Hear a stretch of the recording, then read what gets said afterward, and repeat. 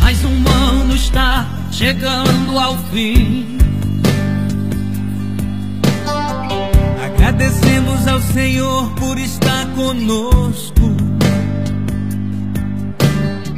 por sua graça, misericórdia, Deus da provisão em todo o tempo,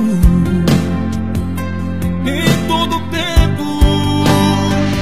Terminamos um ano novo cheio de paz, alegria, o amor de Deus mais e mais.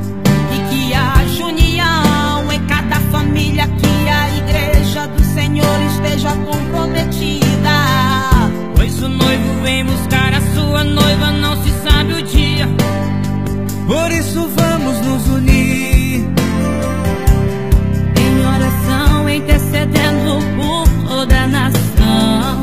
que o amor ao próximo cresça em nossos corações. Feliz ano novo, feliz ano novo, feliz ano novo.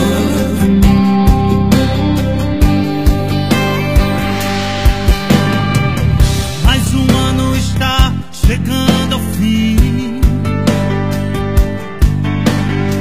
Agradecemos ao Senhor por estar conosco, por sua graça, misericórdia, Deus da provisão